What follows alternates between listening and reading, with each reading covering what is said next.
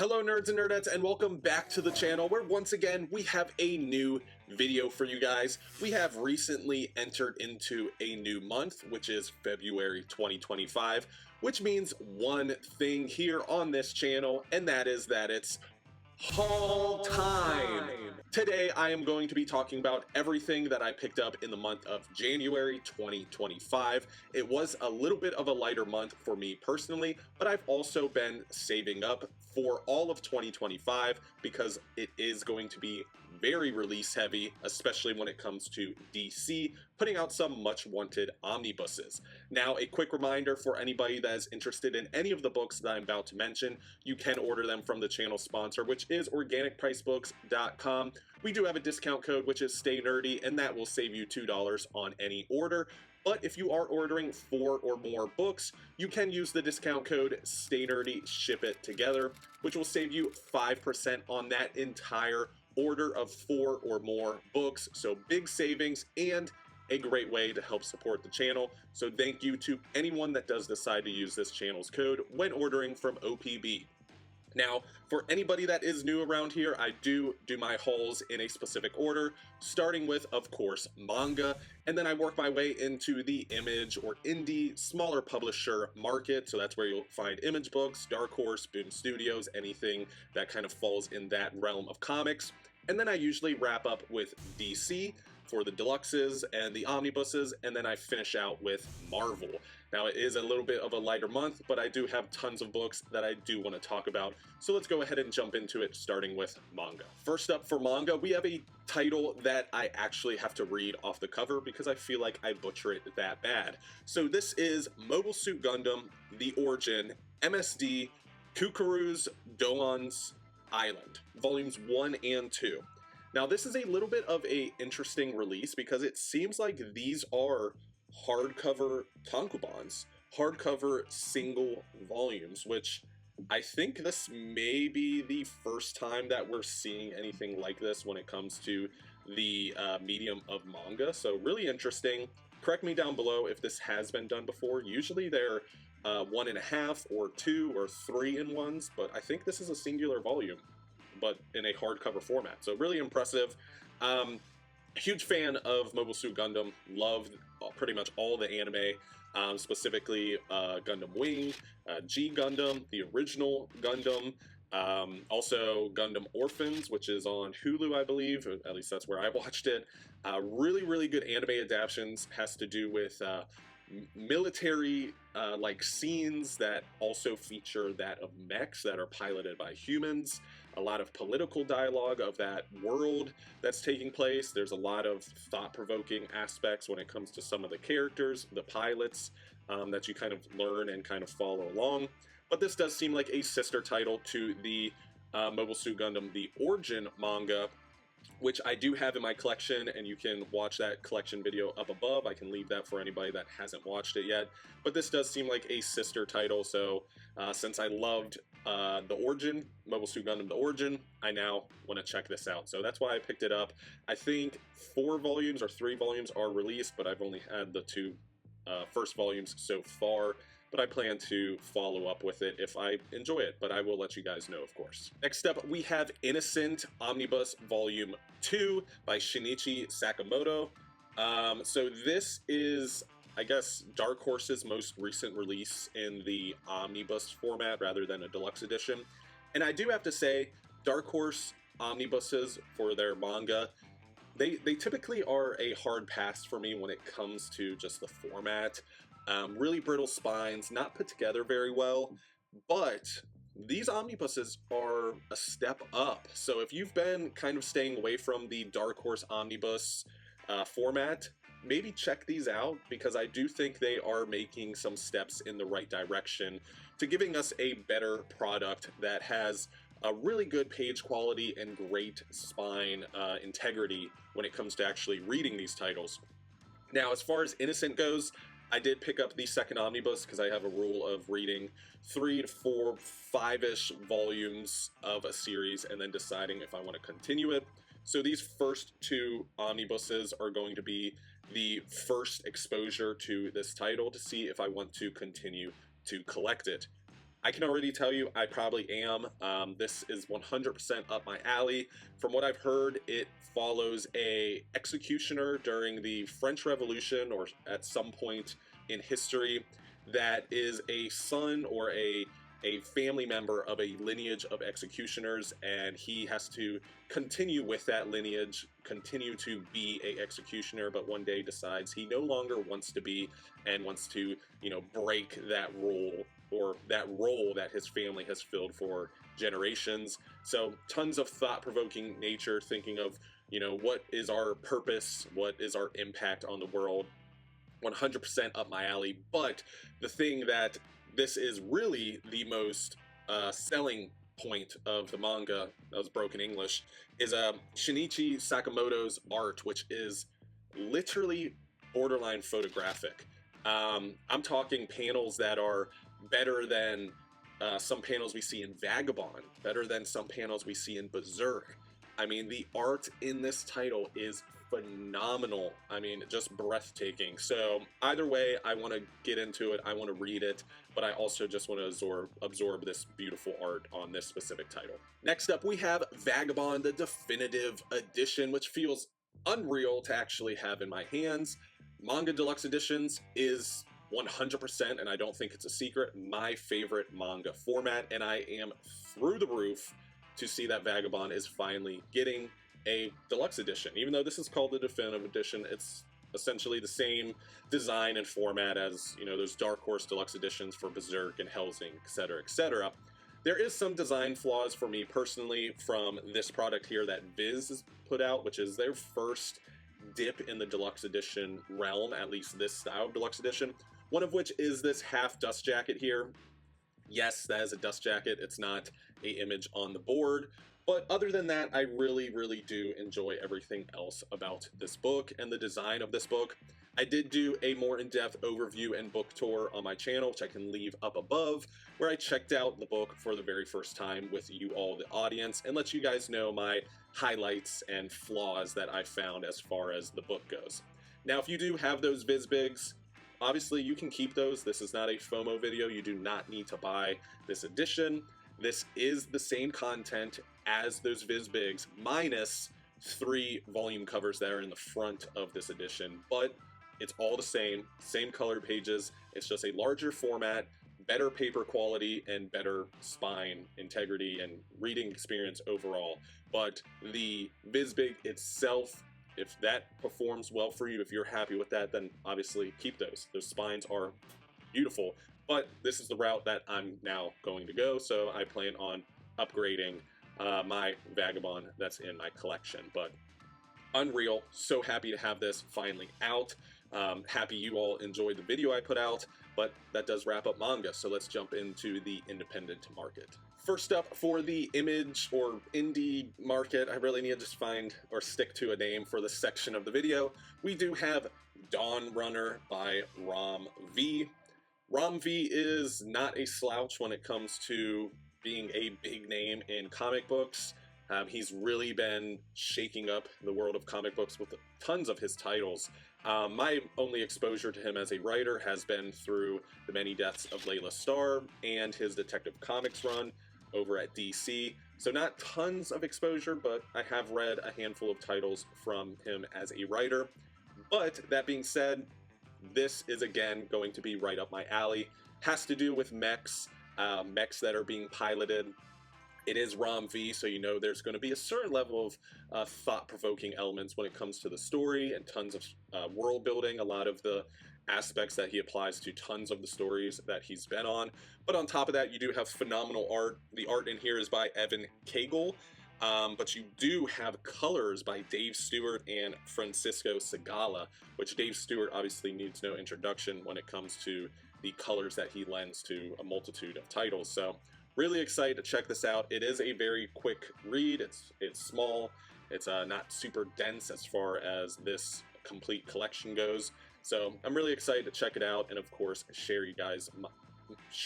with you guys my thoughts on the title and how I think it performed overall. Next up, we have 2 books that are the first into my new venture of graphic novels, which is the graphic novel adaptation of famous novel stories First of which is The Road, which my only exposure to this specific title has been the movie, which is phenomenal, one of my favorite movies ever, and tons of reviews from friends on Instagram and TikTok saying how amazing of an adaptation this is. So I'm really excited to check it out. I'm a fan of the movie, so I'm going into it with pretty high hopes. And then second of which, we do have Dante's Inferno. I did say when I first talked about this that my only exposure is the Dante's Inferno hack and slash video game. I believe somebody commented saying it's nothing like the video game. I definitely already knew that and was aware of that. I don't think this is going to be about anybody slaying demons or naked demons to save the love of his life or anything by any means, but it still is a very well-known novel that I want to check out now that it's been adapted into my favorite form of medium. Now, my thought process behind these releases is both of them are from Abrams Comics. So I predict they're going to put out even more graphic novel adaptations of novels, so I'm going to probably stick with it and keep collecting tons of these to actually finally experience these stories. I also picked up the War of the Worlds graphic novel adaptation. That wasn't really my tempo. It had way more words than I wanted. I am not a novel reader. I like pictures with my words. I can't read my words without pictures. So I actually ended up returning that, didn't want it in the collection, but these two are here to stay. Next up is the most recent release from the Millerverse that is being put in library editions, which is The Ambassadors. This is a Mark Millar title, which we've been seeing pretty much all of his titles being either released or solicited in this new Dark Horse library editions, which I love. Mark Millar is a pretty hit or miss writer when it comes to the community as a whole, but I tend to actually really enjoy stories that he writes. I love Ultimates, I love Old Man Logan, I really like Kick-Ass, Superior, just to name a few titles that I think are absolutely phenomenal. But with his titles being released in this format, it's a no-brainer for me whether you like it or not, because the bang for your buck on these beautiful books is incredible. So you have a format that is an inch taller than a DC Absolute, I believe. It may be the same size, but I think it's a little bit taller. But you're getting it for $49.99. So you're getting essentially a Absolute, which is a $150 book, obviously with no slipcase, you know, whoop-de-doo, but with the price tag of $50 to get an entire story.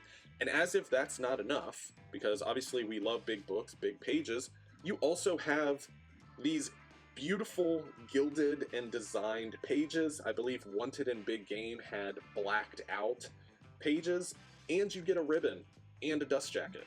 So for me, that is crazy bang for your buck. That is a beautiful format for a pretty low price, and I think all of Mark Millar's independent work is pretty well done. He did write my least favorite comic ever when it comes to some of his independent titles, which I'm not going to reveal again on here because I want to eventually put out a review and talk about it, but still, everything else he's put out I've loved, so I'm really excited to get these library editions in and reread all of this material. First up for DC, we have two standard-sized hardcover volumes of ongoing series, or one recently wrapped up series. Actually, I think both of these may be wrapped up. Correct me if I'm wrong. I know Nightwing is, but anyway, off topic like usual. First up, we do have the Rom V Detective Comics run being collected in volumes, hardcover volumes, very similar to that of World's Finest or Nightwing. This is a very interesting run. I think it's hit or miss for me as a reader. There's some aspects that I enjoy. There's other aspects I don't enjoy as much. This is volume 4, so there is 4 volumes out, and all of them do have this Gotham Nocturne label of it because he's telling a very large story that kind of expands to each volume. So it's not a anthology or anything like that. It's a full-fledged story coming out here from Rom V with Batman, and it is really good. I think Chip Zdarsky's Batman is better, a little bit more comic booky, a little bit more familiar when it comes to the character of Batman, but this is still a solid run so far. And then we do have Nightwing by Tom Taylor. This is volume 6, which I think it's technically volume 7 if you count the Fear State volume. and we need one more volume, so an official volume 7 or 8 if you count the Fear State volume, to collect all of Tom Taylor's run, which ended at issue 118, I believe. And this is highly acclaimed for good reason, absolutely phenomenal. Tom Taylor is an incredible writer. He's taking Dick Grayson, Nightwing, out of the shadow of the Batman and ushering in this new era of hope for his city of Bloodhaven. And it is so, so phenomenal. Throughout this run, especially during the beginning, you're going to have Bruno Redondo throughout the run doing his amazing panels, his amazing ambitious panel work, and just his beautiful art in general. So really, really good product here, incredible story, and if you love Nightwing, this is going to make him feel like the center of the DC Universe more than he's ever felt before. So phenomenal run here, happy to get these in. Nightwing by Tom Taylor is getting an omnibus. I still plan to finish these standards and either give them away or sell them, but still I want to read it in this format, finish the run, and then recollect it in omnibus format, because maybe I'm just a little bit unhinged when it comes to comic books. But yeah, those are my first DC books, so let's jump to the next. Next up for DC, we have some DC Black Label books. First up, we do have Joker and Harley, Criminal Sanity. I've heard this is not as good as Harleen, which is also a DC Black Label book, but I have not read this. Full transparency, not a huge Harley Quinn fan. I'm sorry, Omnidog, but I do love the Joker, so that's why I'm kind of starting at this point. I have heard this feels like a sequel of sorts to Harleen, so maybe I'll backtrack and pick up Harleen and read that first. I don't know. I just know I want to pick up more DC Black Label books because a lot of them are really, really good. From Rogues to Green Hell, the Swamp Thing book. So I really want to read tons of these and get more of them in the collection because I think I only have 3 at this point. And to me, that's shameful. I got to do better and absorb some of these beautiful stories. Now we do have also over here, Superman Year 1. Don't let this be your first exposure to Superman, please. It is a DC Black Label book, so it is not a official Year 1. This is not the best starting point for Superman, and it arguably may be one of those stories you may even want to skip over. So when it comes to this title, this is written and drawn by Frank Miller, written by Frank Miller, drawn by John Romita Jr. Sorry. And both of those creators are 2 creators that are fairly hit or miss for me as a reader.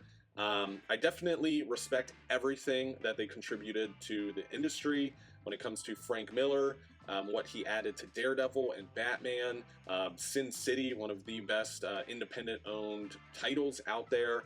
And then when it comes to John Romita Jr., his contributions to titles that I love like Kick-Ass, or even my favorite run by J. Michael Straczynski on Spider-Man, and what his father did, John Romita Sr., when it comes to Spider-Man.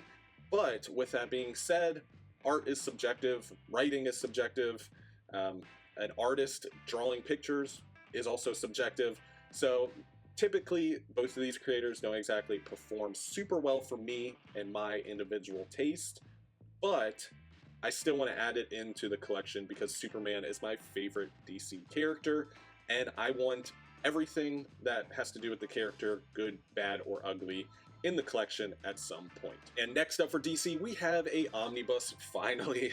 We have Batman, Bruce Wayne, Murderer Turned Fugitive, the Omnibus. Yes, that's the entire title. Man, that's a mouthful. Essentially what this is Bruce Wayne being maybe not framed, maybe actually committing, trying to avoid spoilers here, a murder, and then becoming a fugitive and going on the run while being Batman and trying to find the solution or solve the problem at hand, which is the murder mystery that is evolving and being told throughout this specific little run and story that has to do with Batman. Now, where this truly does shine is the Bat family and the focus on the Bat family, the constant and ever-evolving level of paranoia that comes with being a Bat family member, the isolation that Bruce Wayne / Batman puts himself into rather than accepting help from his wards, his ex-sidekicks, his actual sidekicks, and it is a great look into the Bat family and the trials and tribulations and struggles that come along with that family and the members that exist in it. So great Bat family book here. There are mystery elements, murder mystery elements, detective aspects, so you're going to get all of the amazing aspects of the character of Batman that you kind of want. So really, really phenomenal stuff here, and I think it performs great as a one-off, one-and-done style of Batman omnibus, where you don't have to pick up 3 volumes or 2 volumes or whatever it may be. This is a great one-and-done. You pick it up, absorb the story, and keep it moving from there. So I do recommend it. It does show its age a hair when reading it, but I think overall it does perform pretty well. And last but not least, from DC Comics, we do have DC versus Marvel, the Amalgamage Omnibus. Now this does have the Marvel name on it, but it was published from DC, so that is why it's in this section of the video. This is volume 2 of the DC versus Marvel omnibuses. We first had DC versus Marvel, which I did do a in-depth overview on, which I can leave up above if you want to check that out. And this is the second volume of that, I guess, set at this point, which is the Amalgamage Omnibus. This is going to collect the DC Comics versus Marvel Comics little mini event, which then leads into All Access, which is kind of a sequel or interlude of sorts, and then eventually you're going to get into the Amalgamage and the Amalgam Comics, which is quite literally a DC hero and a Marvel hero or villain being amalgamized into a brand spanking new character that is a combination of both of those pre-existing characters. And again, very similar to that of DC versus Marvel, the Omnibus. You're not going to go into this to find anything critically acclaimed or super thought-provoking, but man, is it so much fun, and there's so much creativeness to some of these characters, and some of the characters are just really, really cool, like Super Soldier, who's a combo of Superman and Captain America, Dark Claw, who's a combo of Batman and Wolverine, Spider-Boy, Spider-Man, Superboy, the Amazon, Storm, and Wonder Woman, just to name a few. Really, really awesome. Definitely check this out. Maybe not the omnibus, but any other format you can, especially digitally. It's tons of fun, and again, it's more of a collector's piece. You're not going to find anything great in here, but it's cool to see these characters combined and turned into something completely different. And first up for Marvel, we do have the reprint of X-Force Volume 1. Yes, this is the title that was made famous by that of Rob Liefeld. Yes, when you jump into this, there's not going to be a foot in sight. Yes, there is going to be tons of pouches. And yes, there may be some maybe not plagiarized panels, but man, is it so much fun. It is so 90s, so ridiculous.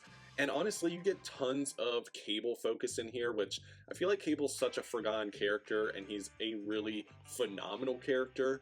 So many complexities to who he is as an individual. But you're also going to have New Mutants 36, which is going to be the first appearance of Deadpool collected in here for any Deadpool fans that are out there. You're going to see the transition of that New Mutants team into the X-Force team that is essentially a ragtag group of mutant vigilantes, for lack of a better way of describing them. And it really is just super edgy and super 90s. And I've said before, I do love 90s comics. That was the comics I was reading when I was growing up. So, of course, most 90s omnibuses or runs, I'm going to have some form of either nostalgia or fondness when it comes to the story. Now, I know Rob Liefeld is very hit or miss for tons of people in the community, but I actually tend to really like a lot of his panel work and artwork, despite the flaws and obvious flaws and jokes that we all tend to make about it. But definitely awesome to read, especially if you're a fan of mutants or you're an X-head. You just love X teams. This is yet another one to add to the collection. Next up, we have Daredevil by Chip Zdarsky Volume 2, which means we have all of Daredevil by Chip Zdarsky collected in omnibus format. Man, does that feel good to say. Chip Zdarsky's run on Daredevil is going to go down as one of the best, probably in modern comic book times, the modern era of comic books. And that's for good reason, because he does so much with the character. some aspects that are fairly familiar to other runs and other storylines that have been told, but some that are super different. You're going to have Elektra and Matt Murdock's relationship front and center, but not in a toxic way, in a little bit more of a romantic fashion. You're going to have the friction between Daredevil and Punisher really boil over and become a focal point when it comes to the story being told also. And then you're going to have Devil's Reign, the event collected in here, not the tie-ins. So if you want the tie-ins, you have to get the event omnibus, but you're going to have the actual event collected in here, where you're going to see Daredevil come face to face with Kingpin, who is now the mayor of New York and outlawing masked vigilantes. So he's essentially starting a war on superheroes that are in New York. So phenomenal story here. I think the entirety of this run is going to be massive inspiration for the Daredevil show that's coming out. So I think it's worth reading because of that also.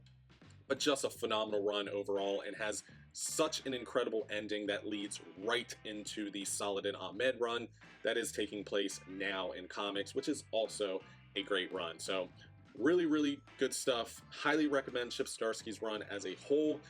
Great set of omnibuses if you got your hands on them, but still, just check out this run because it is tons of fun. And I mean, Daredevil just has so many great stories that are so worth reading, and this is added to the list. And last but not least, we have my most anticipated release and reprint from Marvel for a very, very long time, and that is the New Avengers by Brian Michael Bendis, Omnibus Volume 1.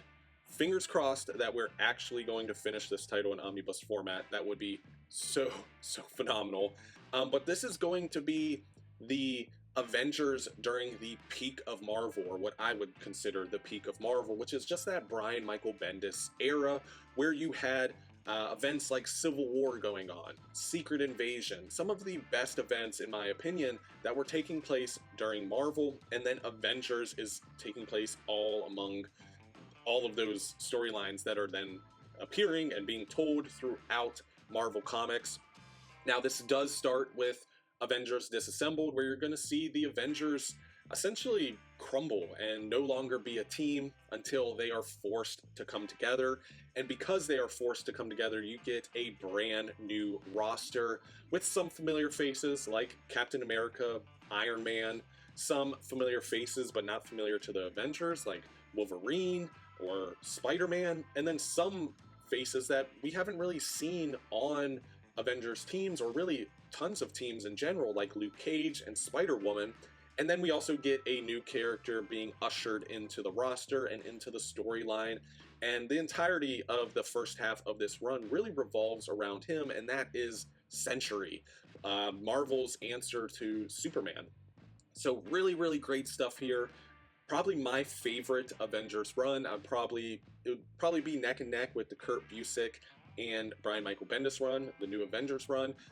Both are great for new readers, but Brian Michael Bendis is responsible for putting Avengers even more on the map, because before this, the Avengers was kind of viewed as a C-class book. Not tons of people were reading it, and Brian Michael Bendis really brought it to life. And I know Brian Michael Bendis is very hit or miss in comics nowadays, but at this point, he was on top of the world, the best writer over at Marvel, and he really, really had some beautiful and amazing contributions to the Marvel Universe. But that does wrap up today's video and today's haul, covering everything that I picked up during the month of January 2025.